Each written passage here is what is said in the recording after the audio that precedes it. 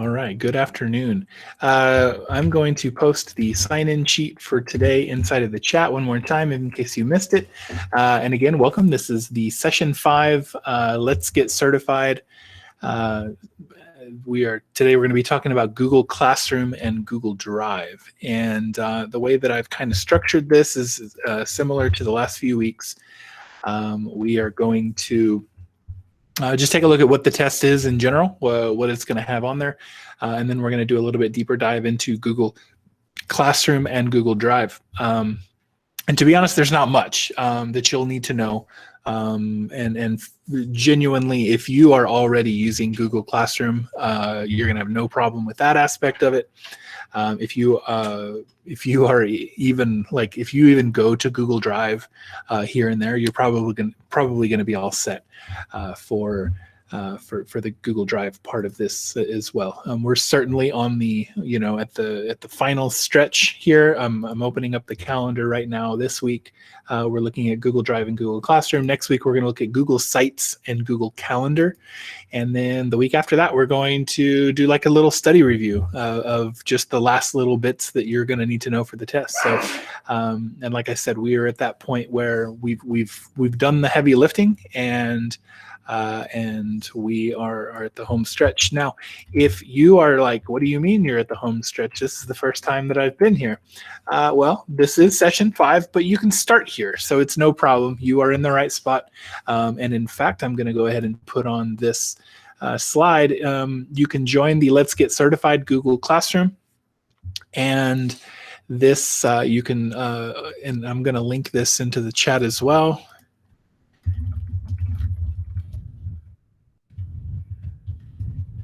And that's going to give you access to all of the previous Let's Get Certified task lists that we've been doing. So even if you're just now joining us for the first time today, we have all of the things available for you for the previous weeks, and you're going to be all set to go. Now, if you need some additional help getting in there into that classroom, please let me know. I know we had some new people joining last week. I don't see anyone new this week, maybe one or two, but if you need help getting on, I mean, you're going to click the link inside of the chat and it's going to take you right where you need to go. But if it's not working for you, please let me know. Just moving on, we've talked about this before, 10 reasons why to get Google certified. The biggest thing is going to make you an awesome educator. It's going to make an awesome educator even awesomer, and it's going to make an awesomer educator an administrator. I don't know. It's going to make them more prepared for the digital environment if you're not already there after this past year.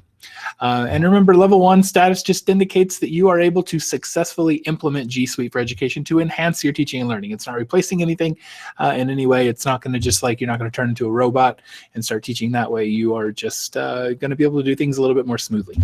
I've kind of brought this up at each point. The whole I want you to keep this in mind as you're starting the implementation of this inside of your classroom. There's different levels of how to teach with education, or with technology, excuse me. And you can start off with substitution and go all the way down to redefinition.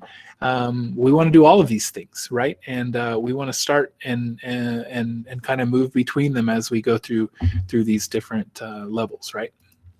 I've kind of tried to say this a few times. I'm going to put the links into the chat one more time for everyone. If I'm going a little bit too quickly for you on this, then feel free to head over to the Google's official training center, and that'll take you quite a bit longer to get through those things, but it'll slow it down in a way that you might need. On the other end of things, if you are ready to just like move forward, then I would advise you to check out the skill checklist by Eric Kurtz. That's kind of what I've used as a general outline of where we're going, and I've slowed it down quite a bit considerably compared to what he's done. But again, if you are ready just to take the test and you just need a few study things, then that's where you would go. So what does the test look like? It is really broken up into 2 parts. You're going to have like a multiple choice drag and drop type section where you're answering basic questions about what is Google for Education. Things like what are the benefits of using Google Sheets inside of your classroom? What are the benefits of using, Google Docs? Why would you want digital versus, a regular textbook, and so forth? And so that's the first part of the test. And the second part of the test are tasks that you have to complete. And it's going to say, for example, go into Google Calendar and create a calendar invite and invite, Johnny's dad to this, and here's his email. And so you're going to have a list of tasks to complete. And that's kind of where I have built this training, this set of trainings, is to look at the actual tasks that you have to complete, because I think if you can do those things, then you're probably going to be set in everything else. Okay. Lastly, before we move over to where we're going to be going today, there are two different levels. We are obviously just studying for the level 1 exam, which is a $10 exam, but you don't have to even pay for a $10 exam. You can either reach out to me or reach out to Ms. Herval directly, and she will provide you with a voucher code that you enter, and you get to take the test for free. So are there any questions before we get going? I don't think anyone's snuck in. I hope everyone's inside of the Google Classroom, and if you wouldn't mind, go ahead and head over to that Google Classroom. I'm going to go ahead and get there as well.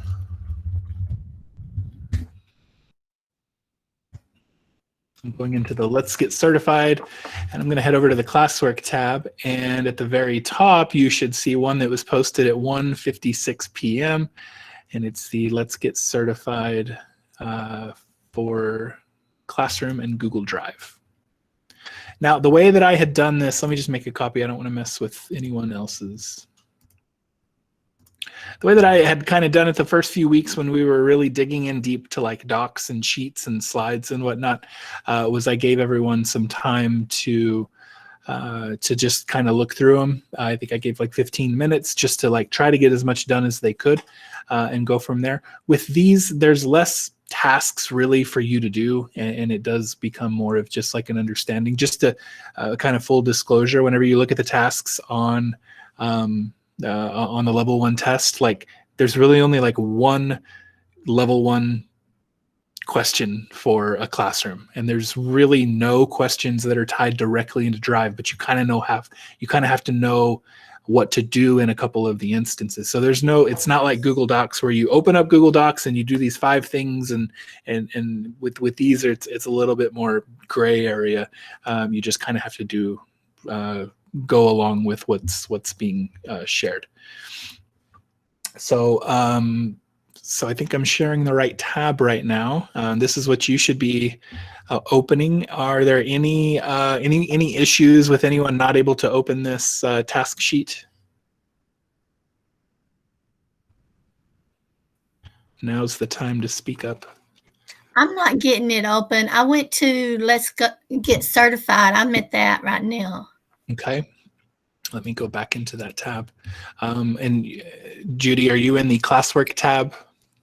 I'm where it's the green one that says Let's Get Certified, and I just put here.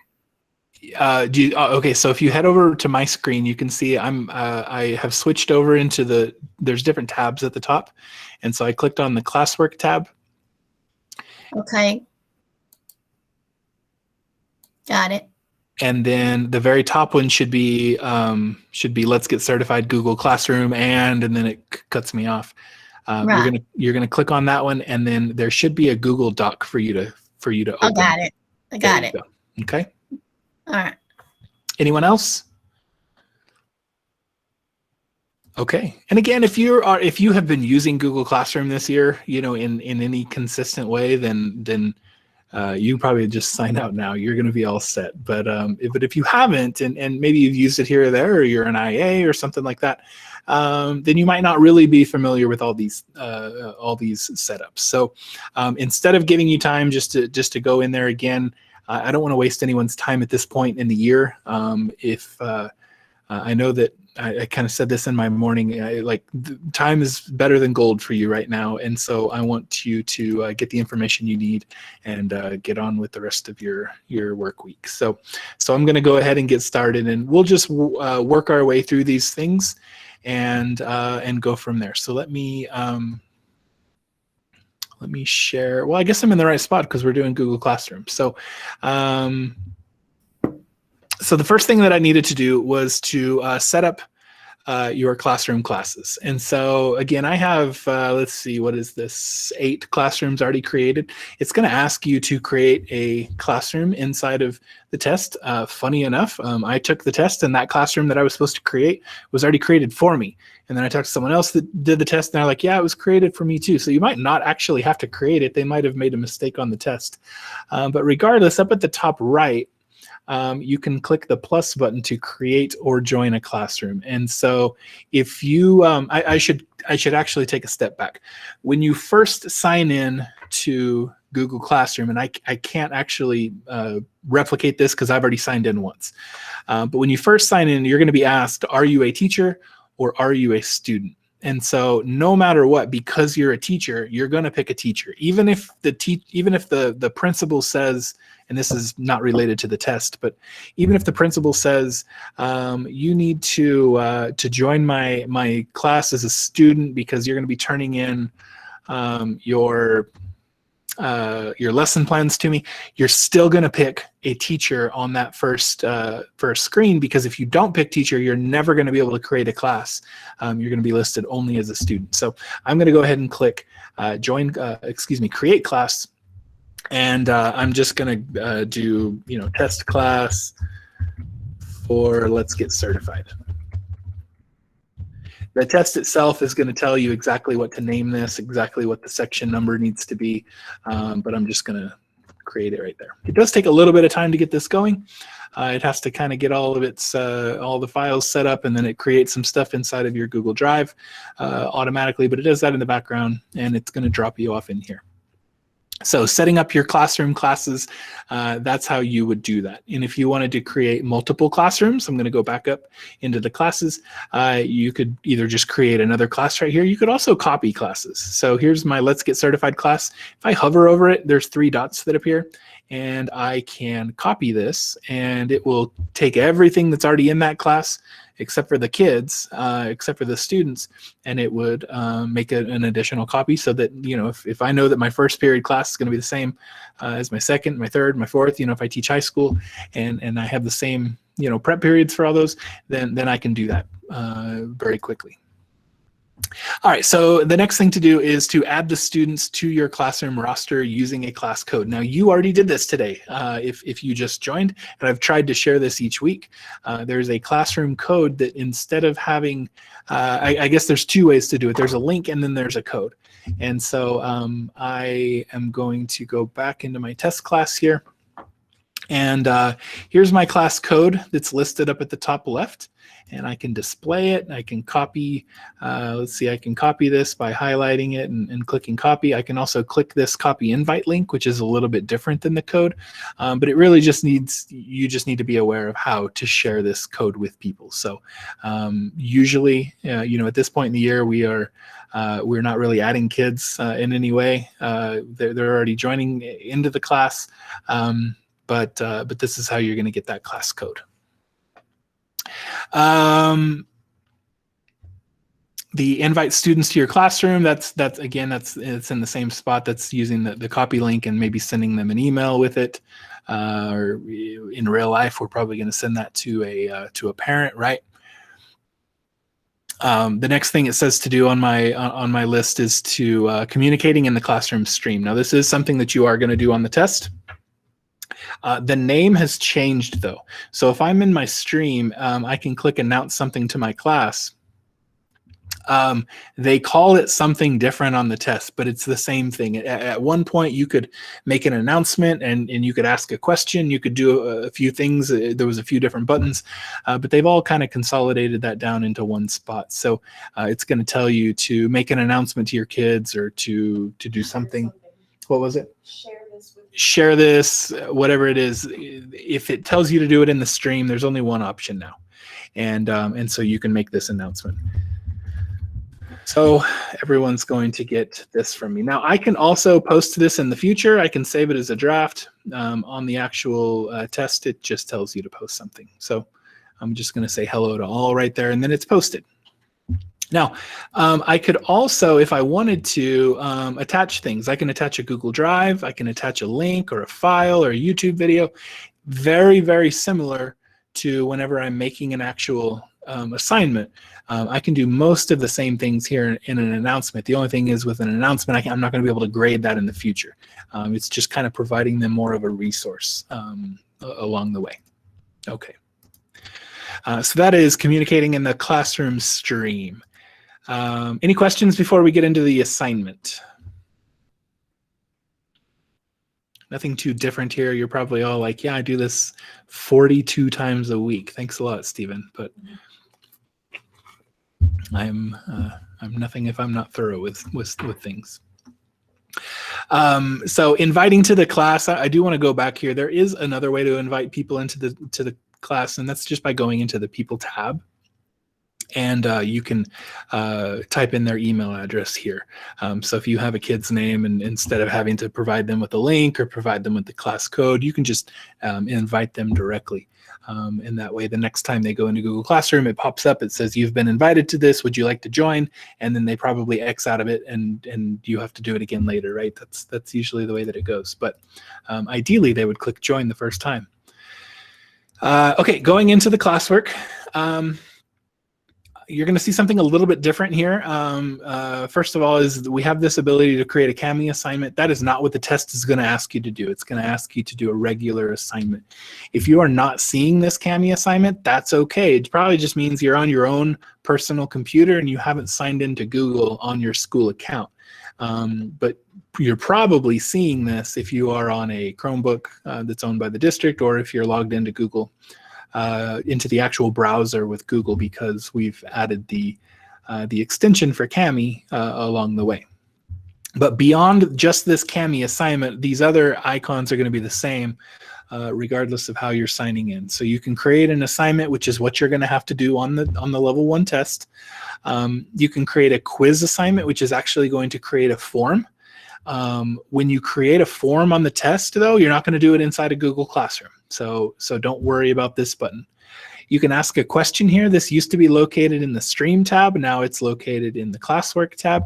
You're not going to have to do this on the test. You can create material. This is where almost like kind of before making an announcement, where you could attach something. That's the idea behind this, is you can have material created. You're not going to have to do that on the test. And then topics are not anything that is talked about in the level 1. That is for a different time. If you want to know about topics are great. You should use them, absolutely. We're not going to go into them today. And it's kind of the same thing with reuse post, but I do want to show off reuse post because I think a lot of people just don't know about it. If you click reuse post, you can actually reuse a post from any classroom that you've created, even if you've archived that classroom. And so people get nervous at the end of the year. They're like, I don't want to lose my stuff. I don't want to archive this class because then I'm going to lose my stuff. You actually still get to keep your class along the way. And so let me go into this Google PD. This is previous tasks that I've done in the past that I can grab them and directly pull them into my current class. So even if this is 2 years at least out of the way, we could pull this classroom assignments that I have given that from a classroom that I've archived. So don't fret at the end of the year if you archive your classes, because all of your stuff is still going to be there. So I just wanted to share that. But on the actual test, the one thing that you will have to do is you will have to create an assignment. So I'm going to go ahead and click on assignment here. And again, this is nothing too new. You're going to put a title on the test. It will tell you what to put as the title. It will tell you, if anything, to put as an instruction. It will tell you, if anything, that you need to put, as an attachment. The one thing that you and so if that's all you need to put on there, then you're going to be all set. Now, and I have to put something.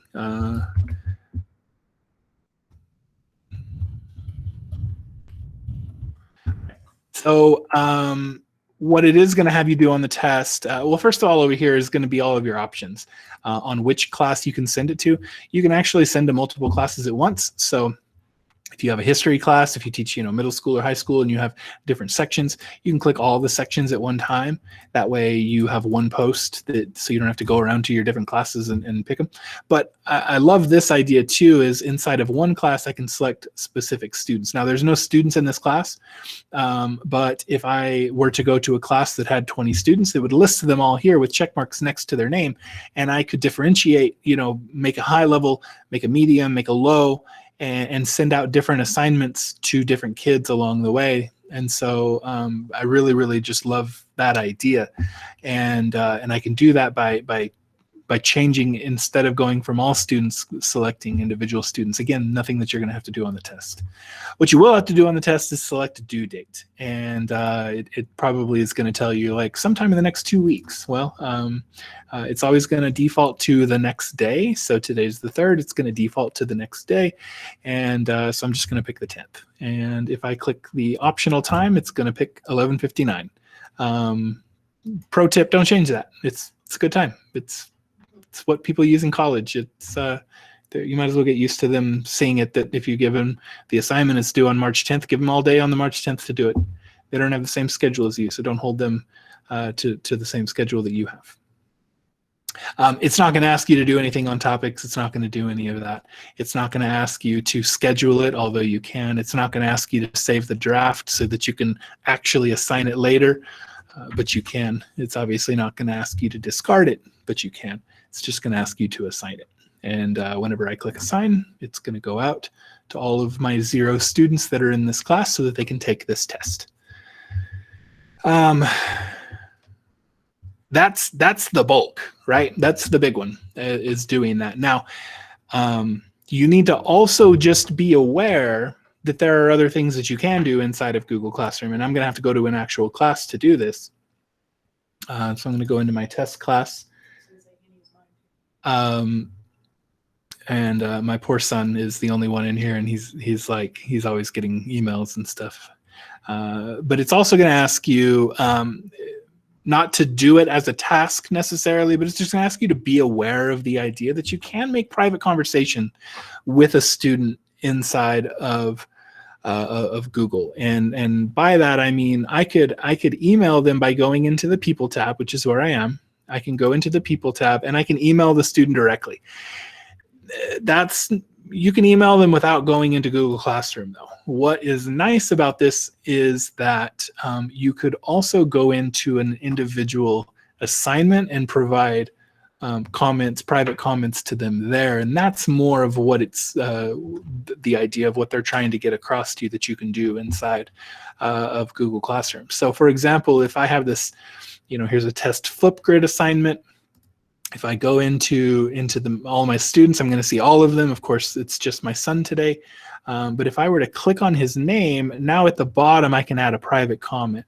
And I could say, anything, I notice you haven't turned this in yet. Make sure that you get started on it. Or a lot of times, actually, it's kind of the other way around. The students will find this one first, and they will message you and comment to you before you even realize that it's a possibility. And but here's how you would do it per assignment. Now you can you can email them, you can make these private comments here. You could, if you go into your stream tab, here's Judy's. I could add a class comment here. I believe I can make a private comment here, but I guess I can't.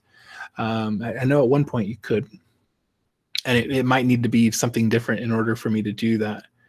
Reply to this comment. There you go. So that's how I can do that there.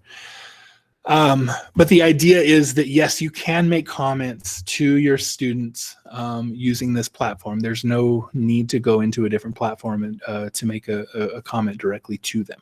Okay. And then the last little bit is one that you might be a little upset about if you haven't seen it yet. and that is knowing how to do notifications inside of Classroom, how to turn them on or off. And so what I'm going to do, anytime you're inside of Google Classroom, you have this hamburger menu on the top left, the 3 lines, and you can open up this sidebar here that's going to first of all list all of your classes, but it's also going to help you to get back into your main classes. But here is the settings cog for Google Classroom. And so when I'm looking at notifications for classrooms, if I click on that settings cog, I'm able to come into here, and I can first of all just turn off email notifications. And I will not receive a single email notification from inside of Google Classroom. I don't necessarily recommend doing that. Because if your kids do provide private comments to you, you just won't get them. You won't know. And so I wouldn't necessarily do that. But you can fine tune that, depending on what you need. And so if you only want those comments or comment mentions, then you can leave these on. But if you don't want to be notified every single time a kid turns in a late assignment or a resubmission of an assignment, or anytime, co-teachers or schedules published or failed, if you don't want to know those things, just turn them off, and you will never receive a notification based on that. Now, you can go a little bit further, and you can go into the specific classroom notifications. So for this Let's Get Certified class, if I just don't want to have any notifications for it, I can click it right there, turn it off, and I will never have to get a notification from that classroom again. Mobile notifications are disconnected. Yeah, so Mandy says mobile notifications are a little bit different than that. If you have the mobile app on your phone, you might still get notifications. That's just because it's built in to your phone, like inside of your Android or your iPhone. So that might be in a little bit different spot, but more generically, this is more for email notifications that get sent your way. So I want to turn that back on. I want to make sure to be notified anytime someone from this class has a question. I'm good with all these. I don't have classes where I teach to a lot of kids though, so I'm good with these notifications. I might change these, especially if I teach high school and some kids are turning stuff in at 1 o'clock in the morning. I don't want to get that, right? So that is the bulk of Google Classroom. Kind of just a quick thing. This is all that you would need to know for the level 1 test though, but are there any questions, anything I need to clear up that you might have?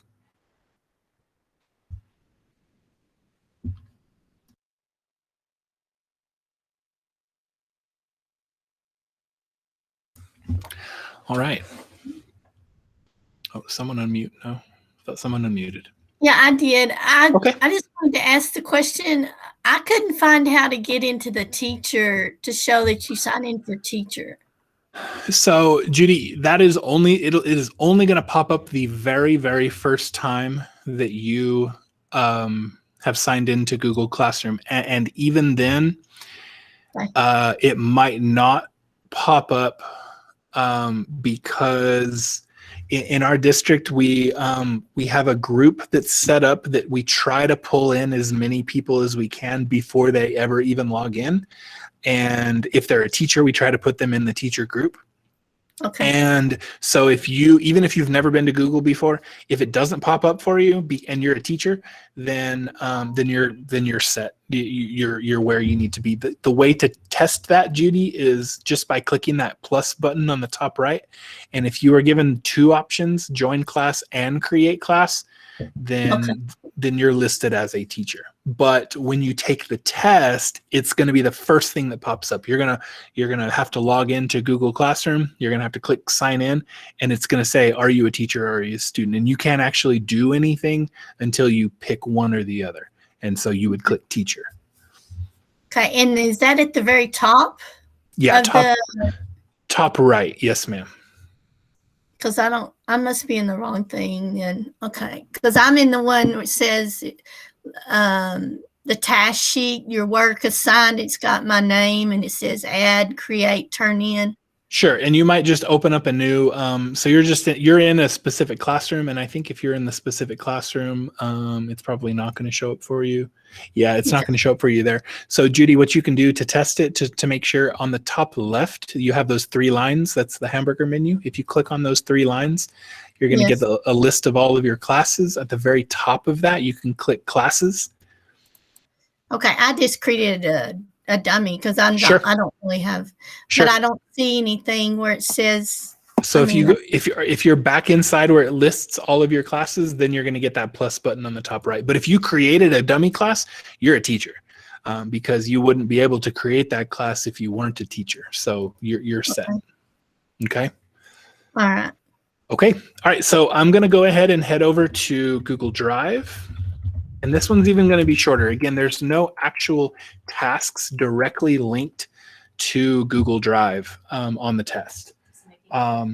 What you have to do though is you have to make folders. That's the big thing. And so, but I'm going to show a couple things along the way. On the top left, I'm in Google Drive, and I went to Google Drive by going to drive.google.com. You can also click on your waffle on the top right. These are official terms, by the way, by Google. It's not just like, I mean, I know like I look like a dude that loves food, but I don't name stuff by food all the time. Okay, so this is actually Google that is doing this. So so the hamburger menu is on the top left, and it's your 3 lines, and then you have your waffle on the top right, and you can click Google Drive. Yeah, right there. You can click Google Drive, and it'll take you directly to Google Drive. So I'm inside of Google Drive, and the biggest thing on the test that you're going to need to do is to create documents. And so to create and folders, and you're going to do that from the same spot. So on the top left, there is a new button, and I'm going to click new. And here at the very, very top, I can start a new folder. Oh, I'm not presenting this. Okay, so here we are. Now we're inside of Google Drive. There you go.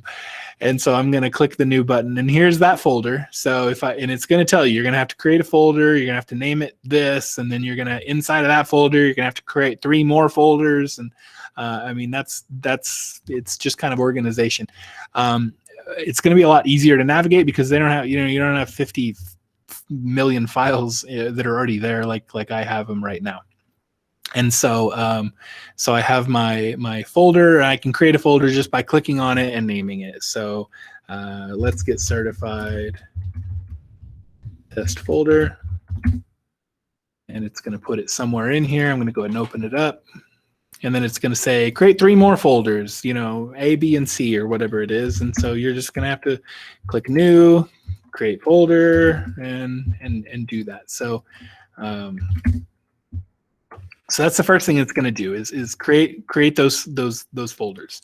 Now, in addition to folders, though, you're gonna be asked to create. It'll say inside of the B folder. So I'm going to open up my B folder, and it's going to say you're going to need to create a Google Doc. And so here are all my options. Here are all the things that I can create quickly, and it's the main 4 that you might need to create quickly. So you got your docs, your sheets, your slides, and your forms. Now, if you need to create something more, then at some point you're going to probably have to create a Google site or a Google drawing, or they've added a few things. Google Apps Script. You're not going to have to do that on the test, but you can hover over this more, and it'll give you more of these options. But it's probably just going to say, open up your B folder, create a Google Doc. And so I'm going to do that. And whenever I go back into my B folder, after that's finished, it'll pop up here in a second. Oh, I think I have to name it now.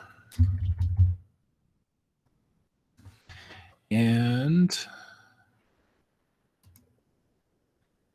there it goes. And so it pops in the folder. So if I'm in the folder whenever I create the document, then it'll put it in that folder. Okay. Now, if I put it in the wrong folder, let's say, this is in the B folder, I should have put it in the A folder, then I'm probably going to want to use my right-click menu here. And so I'm going to right-click on this, and it's going to give me quite a few options here. And I am going to want to move it. So there's quite a few things here. You can preview the document, which is going to kind of open it, but not. I don't really get why they would do that, but there you go. So preview, you can open it with something different. You can share it, and we're going to actually come back to these here in a minute. Workspaces are new, but you don't have to do anything. You can show the file location, and this is more if you search and you've got things all over the place. But here's the thing that you would want to do is move it to. So I'm going to click move to, and it's going to put me in the folder that I'm in already, which is B. And so maybe it said I was supposed to create this in folder A.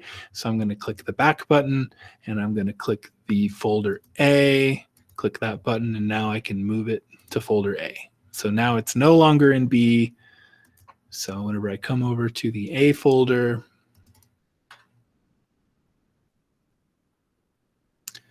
it's like magic. There it is. So being able to move things, you can move it in different ways. You can actually drag and drop it, and if you see it, you can drop it in there. But I always just like using the right click and then the move to take it to where it needs to be. Searching for files is not necessarily anything that you need to know for the test, but it's just something good to know, because it might say open up this document, and if you are not incredibly organized, then you're probably just going to have to use the search button. And so if I were to search here, I can type "let's get certified," and so I can see all of my folders, I can see all of my files that have the "let's get certified" name in them. This will also search inside of documents, by the way. So if like, man, I had this student's name on this document that we had used, I don't remember what I named it. You can put that student's name in there, and it'll search inside the documents, and it'll find it as well. So it's an incredibly smart search that will pull up a lot of information for you if you need it to. But again, for the test, it's gonna tell you open up this document. I would just recommend searching for it and then just clicking it. Don't search around in to the folders that are created for you. Just go ahead and do it that way. So we've looked at creating files, we've looked at accessing files, we've looked at searching for files, we've looked at organizing the moving to back and forth. That's really all it wants you to do with organizing files. The only other two things left on my drive are sharing files and sharing with specific people and sharing with a link. And so to do that, there's a couple ways to do it. You can open up the document itself and go into the share settings there. But again, there's no point into having to open it that way. What you can do is right click on it. Again, click the right click menu, but instead of move to, we're going to click share. And again, there's two ways to share it.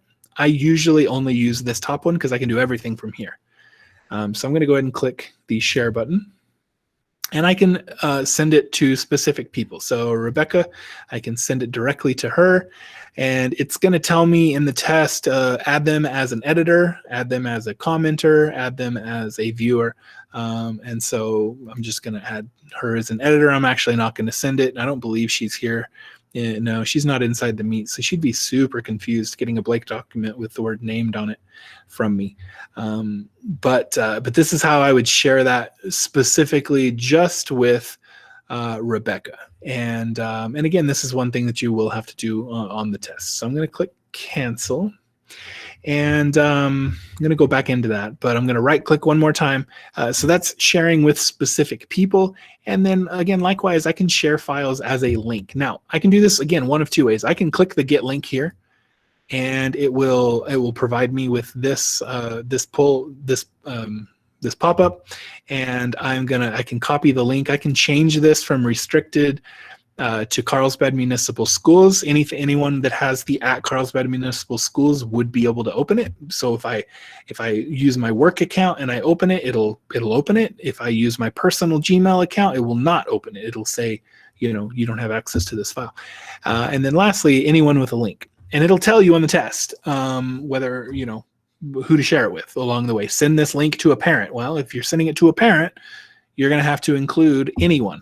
If you're sending it to another teacher or a group of teachers, like a like a group of math teachers, as an example, you would need to click this Carlsbad Schools. And if you're sending it to just one person, you shouldn't even be here. You should be up in the specific people, right? But so I'm going to change this to Carlsbad Municipal Schools. And there's a button here that I can click that says copy link. And when I click that, it says link copied. And now I can paste that link. And so I'll paste it here into the search so you can see it. But I'm going to right click and click paste. And there is that that very fun URL that we get. So that is sharing it with a link. Now, again, I did that by clicking get link. But you don't even have to go that far. You can click the share button as well. And here I can share with individual people, but here's the bottom part of that where I can, here it's the same thing, right? They included 2 buttons to get to either the top or the bottom. I see why they did it. They didn't need to though, because you can get to this from both spots. And genuinely, that is all you have to do inside of Drive is just create a couple folders, create a couple documents, move things maybe from one folder to another, and that's about it. So, and sharing with a couple people. So, are there any questions about doing that? Anything that I can answer for you on that one?